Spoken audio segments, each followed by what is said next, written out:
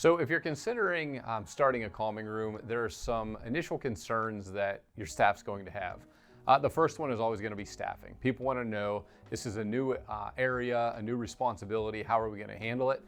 To be honest, we discussed that a little earlier. It's an administrative duty. It's something you would have to decide how it's going to be staffed, roll that plan out to people, and just be organized and make sure it's going to work. If it doesn't start well, it never ends well.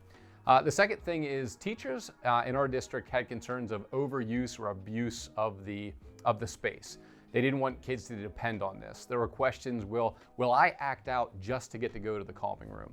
I wouldn't lie and say that never happens. Certainly that first month, 2 months, it was a very popular place. There was a lot of interest in it and kids wanted to come.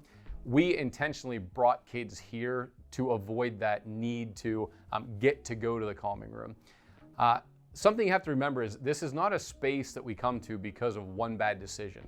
I'm not your typical second grader that had a bad day and made one bad choice. I don't go to the calming room for that.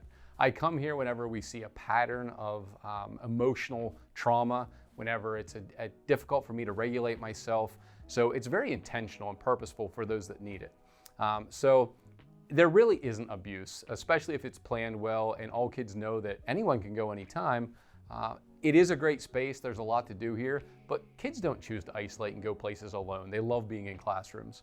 The next question is fairness. How fair is it that some kids get to come here and some kids don't? So that's one of those battles that each person needs to walk through and work through on their own.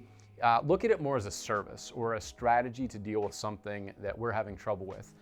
There's nobody in this building that would deny somebody a wheelchair or a set of crutches or eyeglasses. Nobody questions those things because students need them and other students don't.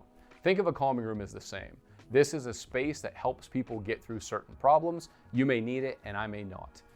And then there is a question about discipline. How does discipline and a calming room interact, especially for our upper students? Here at Clarion, we have plans for K-2. We look at it as everything that happens is an opportunity to learn. I might make mistakes, I might misbehave, but we're gonna learn through everything. K-2, that's the approach we take.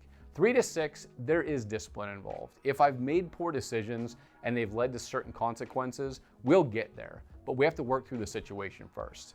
We come to the calming room, we give kids a chance to get ready to talk, to calm down, then we process what went on, we talk about alternative choices, and if there are consequences or discipline that needs to be in place, it's also done.